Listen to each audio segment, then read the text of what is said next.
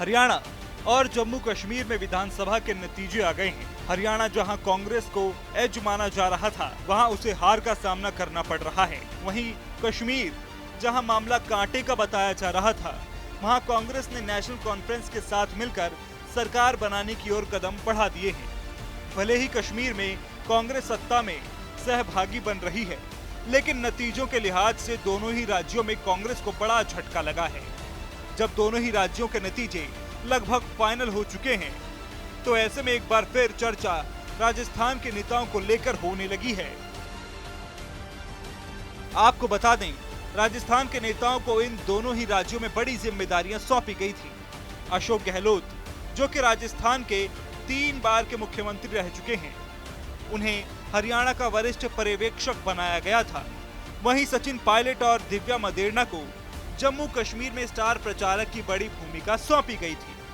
अब जब दोनों ही राज्यों के नतीजे लगभग तय हो गए हैं, तो राजस्थान में नेताओं को लेकर चर्चा होने लगी है।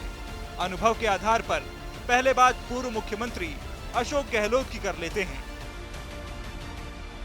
राजस्थान के 2023 विधानसभा चुनाव में मिली हार के बाद कांग्रेस सत्ता से बाहर हो गई। मुख्यमंत्री अशोक गहलोत लगातार तीसरी बार सत्ता पर रहते हुए कांग्रेस की सरकार रिपीट नहीं कर पाए। इसके बाद से ही गहलोत के राजनीतिक सफर को लेकर चर्चा होने लगी।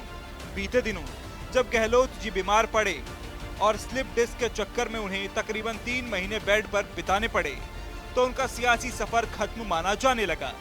लेकिन इसी बीच जब वो ठीक हुए और उन्हें हरियाणा की जिम्मेदारी मिली, तो माना जाने लगा कि अगर वहां कांग्रेस सरकार बनाती है, तो इसका श्रेय कहीं ना कहीं अशोक गहलोत को जाएगा।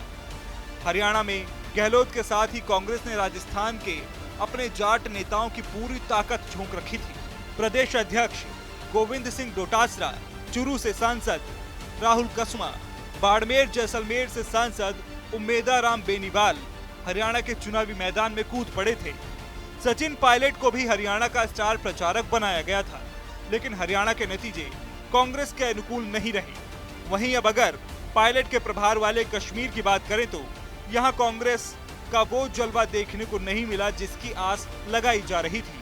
कश्मीर में सचिन पायलट के साथ ही दिव्या मदेरणा को भी स्टार प्रचारक बनाया गया था। दिव्या मदेरणा लगातार कश्मीर में सक्रिय भी दिखी, लेकिन अगर रिजल्ट की बात करें तो भले ही कांग्रेस गठबंधन सरकार बना रही हो, लेकिन कांग्रेस को यहां वो सफलता नहीं मिली। दरअसल कश्मीर में कांग्रेस ने उमर अब्दुल्ला की पार्टी नेशनल कॉन्फ्रेंस से गठबंधन किया था, जिसके तहत नेशनल कॉन्फ्रेंस यानी एनसी 51, तो वहीं कांग्रेस ने 32 सीटों पर अपने उम्मीदवार उतारे थे।